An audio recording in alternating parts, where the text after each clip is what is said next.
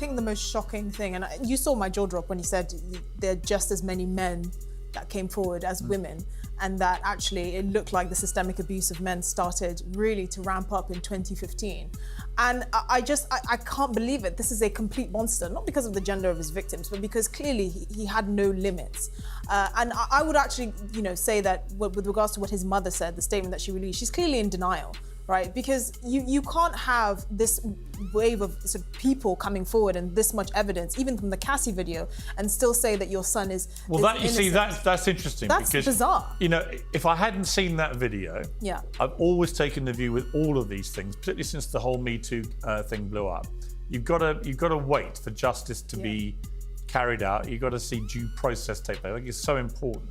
But when I saw that video, when I saw what Diddy was actually capable of, in plain sight in a hotel corridor with this girl that he was just beating up, that was so shocking that I thought that, wow, this guy, A, he's not the person I met several times, who was very charming and nice. He's somebody very different. And B, he's probably capable of pretty much anything. Well, you know what made it worse? The apology video afterwards, where he didn't mention Cassie's name once. No. He sat there and pontificated about how he sought It wasn't help, an apology, was it? It was more of a, I'm in the shit here, I need to get out of it. Well, yeah, right? and it was just horrendous. And I think his mother is quite clearly in denial. I think on some deep level, she knows that this is a product of a household that she, and I'm assuming his father, ran.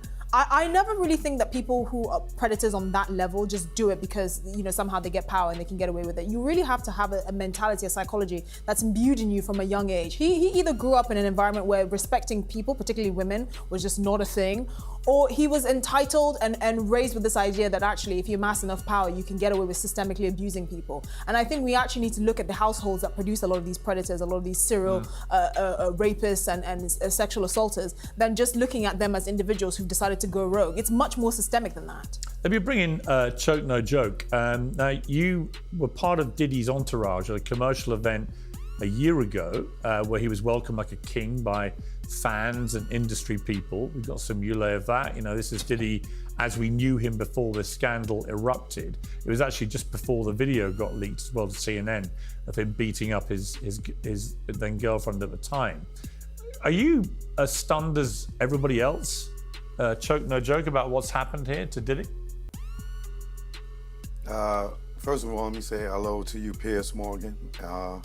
I am surprised at a lot of the allegations, but I want to correct you. I wasn't a part of his entourage. I was there independently, documenting as I do, and I see. Yeah. I know him from the past, so.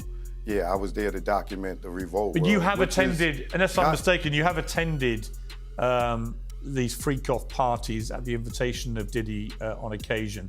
And there was one party, you said, where Diddy tried to come onto you and looked at him like he was Beyonce in a bikini, you said. You were invited by Diddy personally at an industry after party. You said there were also women there who were known in the industry to be gay and so on. I mean, just... When you say you're not shocked, all right, let me clear that up because you like mashing a bunch of stuff together. All right, one, it wasn't a freak-off party. Well, it may have been. I'm not sure because I didn't go inside. But it was and I wasn't invited by him. I was actually with Little Kim and Hillary Weston, who was Little Kim's manager at the time. And we had went to the BET Awards, and then we went to an after party. At the after party is when Diddy or Sean Combs invited Kim to meet us at the CEO Steve Rifkin's house. When we went to Steve Rifkin's house, which would be that after party, I was at that house that's where Diddy came on to me at. And there was a lot of people there, but I was on the outside, the back porch of the house. I never went inside. Okay. So whatever went on inside, I didn't get to see. And when you say Diddy... But he did come on to me. Yeah, so tell me about that. I mean, what happened? As far as what? Him coming on to you. He just made a pass at me, and I denied it, all with looks, and that was it. How did you respond? And that wasn't it. You know, once I realized that he was hitting on me, and I looked at my environment and realized that most of the people there were gay or bisexual, then I caught on to where we were at, and I went and I grabbed Hillary Weston and I pulled her outside and I told her, hey, Diddy's over here hitting on me, go get Little Kim, we are leaving. And that's what we did. Because there have been a lot of rumors about Diddy's sexuality, and I think it's only relevant in the sense that the lawyer I just spoke to in Texas says that half of the victims that he's representing are male, which would suggest here that, and they're all connected in some way to Diddy, obviously claims at this stage, but that would certainly suggest that Diddy is at very least bisexual. I would believe that to be true. From him passing on to me, a straight man don't hit on a straight man. But can I say one thing in regards to your last guest that was saying that his mother's in denial?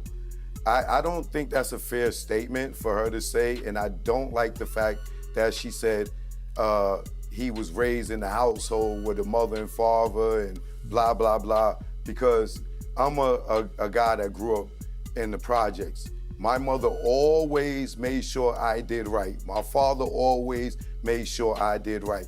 But when I got on outside of the door of the other threshold, the streets told me different. And I did a lot of things that my mother couldn't even fathom today that I did. So when she says that, you know, his mother's in denial or she may be part of the reason for his behavior, a lot of our behavior comes from being in the street and being in the industry. And I don't think that was a fair statement. I think you misunderstood what I was saying. First of all, of course, individuals are responsible for their own actions, but individuals are not dug up from the ground or hatched from eggs. They're raised in homes. They're raised with values and cultures. I'm not blaming his mother in any way, shape, or form, but any parent whose child is accused of these sorts of crimes will undoubtedly just reflect and think, is there anything that I could have done? That's all I was insinuating. And also, she is in denial because we've all seen that Cassie video. Someone who is capable of treating Cassie like that, dragging her around like a rag doll. I'm sorry, you shouldn't be shocked when allegations of this kind come forward, particularly with the stuff like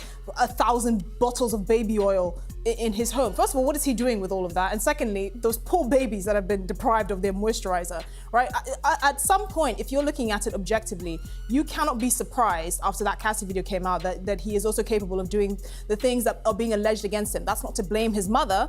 That is to say that if you're looking at this objectively, which of course she won't be able to because it's her son, you have to believe there's an element of denial there. That's not to say that people who grew up in disadvantaged situations here's the truth. will always turn out this way. The truth is we don't know, right? We don't know. I think it's perfectly possible, as Chok just said, that you can be one thing with your parents, but if you then get out on the streets and you get led down various bad places, you could be something which maybe you're the one in denial to your parents. I can absolutely believe that to be but the truth is we don't know. But look, she won't be the first and won't be the last mother to defend the indefensible with her son. Let me bring in Andrew here. You're a former federal prosecutor. We've heard from a civil case lawyer who's got 120 civil actions. And I said to him, has he seen stuff that passes the bar of criminality? So it's very hard to say because you need to go through the whole process of building a criminal case. From everything you're seeing about this case, do you think that there is any doubt that P. Diddy is going to end up going to prison for a long time? There's a mountain of evidence against him, and the federal prosecutors who brought this case, especially in the complex way that they did, are sure to get convictions along the way. I think that their charge sheet is indicative of years and years of evidence that they have deeply investigated at this point that will lead to undoubtedly convictions, and that will lead to a significant amount of jail time.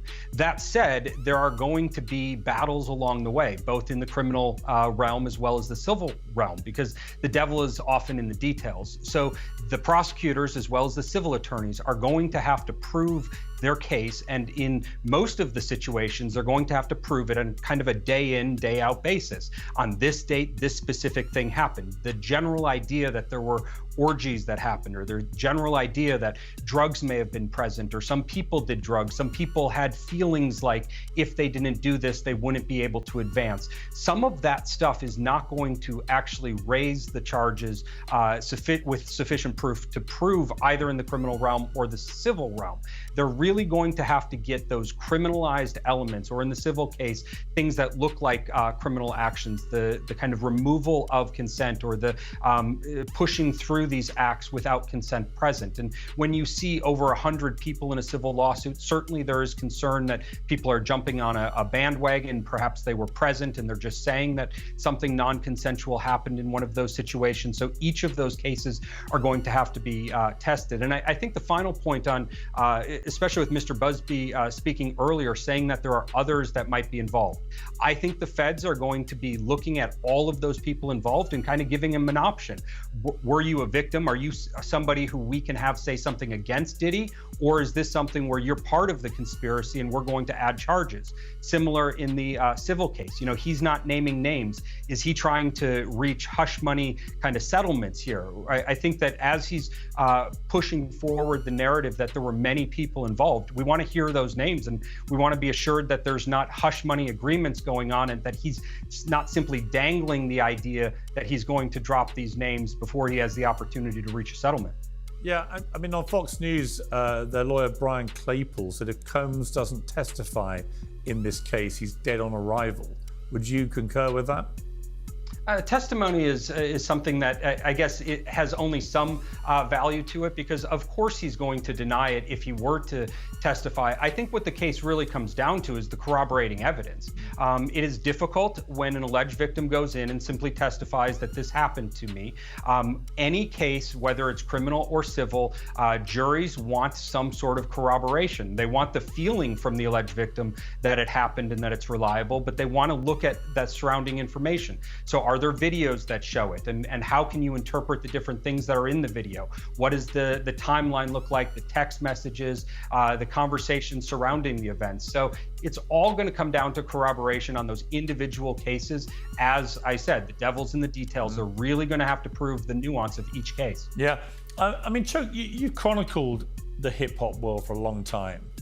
I can't pretend that I'm massively shocked that the hip hop world is full of guys behaving badly and displaying, at the very, very least, rampant misogyny. I mean, the lyrics are full of it. So there's been a kind of brazen celebration of misogyny for a long time in the hip hop world. Is it really shocking that Diddy and potentially other big names in the hip hop world have been, holding out the carrot of record contracts and stuff and using their fame and money to drug and abuse people? Well, for me, I've been in hip hop for 30 years, even before I was born. I have a documentary out called The Hip Hop Nucleus, a documentary on the tunnel, which is out right now. But I've been in the club since Diddy was performing at the tunnel. I've been shooting him before he was a millionaire. So I've seen all these guys come from nothing and go to millionaires, to multi-millionaires, to billionaires, allegedly. Right? But throughout my travels in the industry, once I got to a certain point, like BET, I started to notice a different change in the industry where it was more of gatekeepers, and, I had to succumb to homosexuality. There's drugs being passed around, and, I don't do these type of things. My mother's a recovering addict over 30 years, so I would never do drugs. But yes, these things are a part of the culture, and the sexuality is a part of the culture. And if you don't succumb to it, like myself, my career suffered because I didn't succumb to homosexuality or the drugs. I mean, Esther, it's, like I say, I can't pretend I'm massively shocked. It is shocking to see the scale of it. Yeah. But am I shocked that top hip hop stars were having pretty awful parties where they did pretty awful things? I can't pretend I am. I mean, I'm a bit shocked at the lack of judgment. So P. Diddy had friends, right? He had accomplices, he had friends, he had acquaintances. Other than sort of the ground staff, the infrastructure that kept his sick operation ticking. You know, he had high profile friends. I'm not going to name them because I don't want to seem libelous, but they were household names. They were celebrities in their own rights. They were artists, they were actresses and all of that. All of whom, in the years that they've been friends with him had at least seen or suspected some sort of character defects, to put it nicely. And they still remain friends with him. They still chose to associate with him. And I draw contrast to 50 Cent, who I hope in my life I never get on the bad side of, because he is a complete bulldog. He's ruthless, right? But 50 Cent and Eminem always made it clear that they never. Together? Sorry. I said, can I say birds of a feather flock together? Yeah, well, yes, exactly. All those people that you are naming about that's around Diddy, been around him.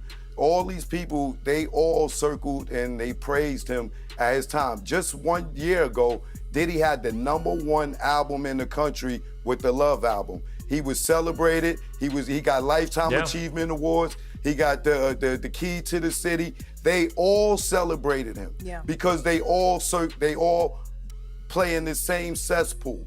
But now that he's in trouble, the reason why you don't see no support is because they might get pulled in.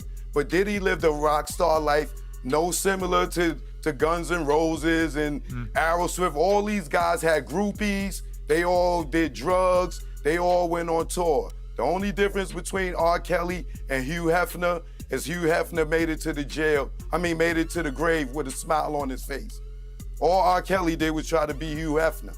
So all these people, they all, is black and is white. Well, right? Hugh Hefner, look, to be clear, hang on, to be clear, Hugh Hefner didn't sleep with minors that we're aware of, and R. Kelly did. I mean, Hugh Hefner kept it barely there's legal. Girls that he popped Quaaludes in their mouth. You ever hear the girl talk about how when she first met Hugh Hefner, first thing he did was made them try drugs? He drugged them? Yeah, I'm just saying that there was a difference between minors and adults who were, on the face of it, consenting. There's a difference.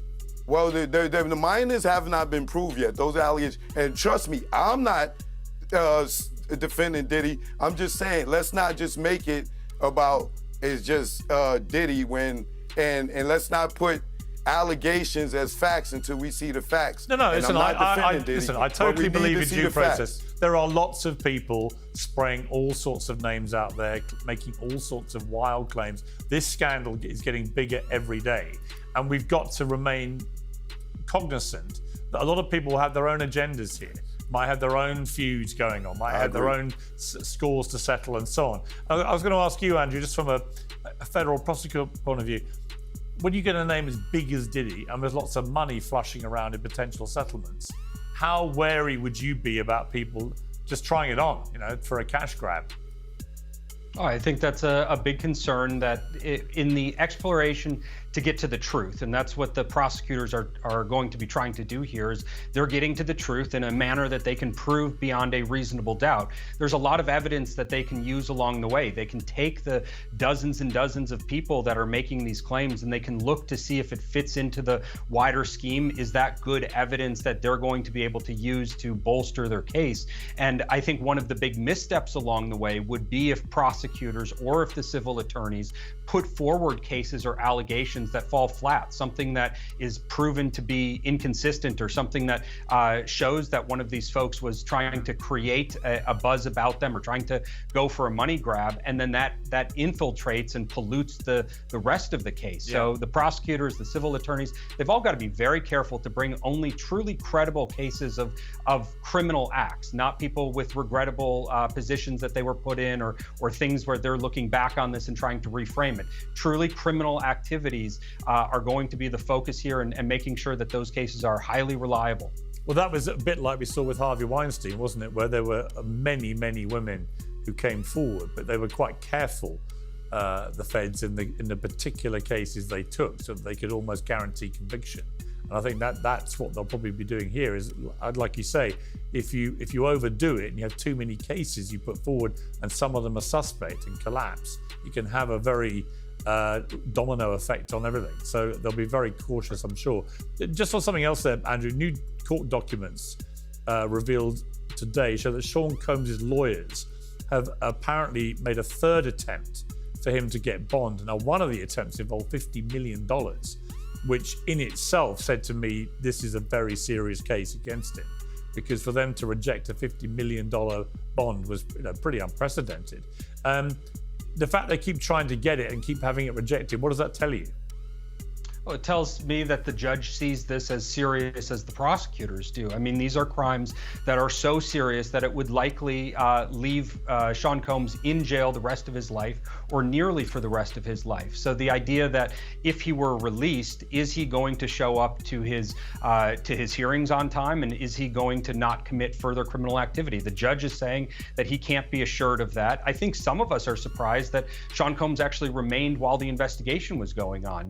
After his house was raided, he didn't make the kind of grand flee effort to go to some sort of non-extradition type country. So I don't know where he'd go. He doesn't have a great kind of escape option, but these charges are so serious that I think that you can put this in kind of the life sentence category, and it's really difficult for a judge to justify letting somebody out when charges are this serious and this grave. I completely disagree. I think he has an out option, and that is popping a cyanide pill. That's the first thing P. Diddy is going to do if he gets bail. He will. He hasn't done it yet. What? I mean, he knew what was out there. He knew that the feds were locked in on him. If he was going to take the cyanide pill, or if he was going to flee the country, he would have done it. I don't know. I think Can he's I so say something arrogant. real quick? Let me bring in Chuck, because you know Diddy. Can I say something, please? Yeah. Can I please say something, please? Ma'am, I don't know who you are, right? But I would like for you to consider that this is a man that has 4 children, right? There's more than 4 children. 7. But he has 4 children. He has 4 children that don't have a mother. He has 4 children that don't have a father on the outside, right? Along with the other children. So as a black man, right? I don't care how detrimental your life is, right? He's not killing himself, and he's not fleeing the country with his children out here. Like, please I'm sorry, I find have that some very hard to compassion believe. for This the I'm sorry. This is a man who's facing sexual trafficking if he wanted to kill himself, allegations. People might have said the same thing. if he wanted to kill himself, he would have been dead already. But Choke, I mean, you might have said the same thing about Jeffrey Epstein. Exactly. Many of his friends would have said he'll never kill himself, but he did. He allegedly did. Who's to say that he killed himself? Well, obviously, I don't believe he killed himself. I know himself. the conspiracy theories. We don't know. It is believed he killed himself, but we don't know. No, and ironically, Piers, the cameras wasn't working when he hung himself. I agree that there is a lot of stuff going on there, which is very. I just think it's a bit too late for P. Diddy to try and start playing good daddy after the kinds of things he's being alleged or accused of committing, including abusing good Cassie, daddy, which we have on film. Ma'am, I'm not saying be good daddy, and his mother didn't deny or dispel anything about the Cassie video. She actually condemned him in that, but Piers didn't read that part. But what I'm saying to you is the man ain't killing himself, and he's not playing good daddy. It's just the fact that you love your children, good, bad, or indifferent. And I'm sure his children are very, very disappointed in their father, but at the end of the day, they don't want to see him dead. Of course not. But that's not what I'm saying they want to happen. I'm saying that this has got so bad and so out of control that I don't think it's inconceivable that he will choose to end his life. Well, you didn't wait for the best part yet. The best part didn't happen yet. The best part is, when he's sentenced to life in allegedly, he's going to be indicted for the murder of Tupac and the Notorious B.I.G. I think that's what's coming down the pipeline. This stuff right here is serious, but I believe that he's going to be indicted for the alleged murder for hire of Tupac Shakur. Can I ask you, Chuck, well is that based on information that you know, that you've been told? That's information on all the evidence that's out there.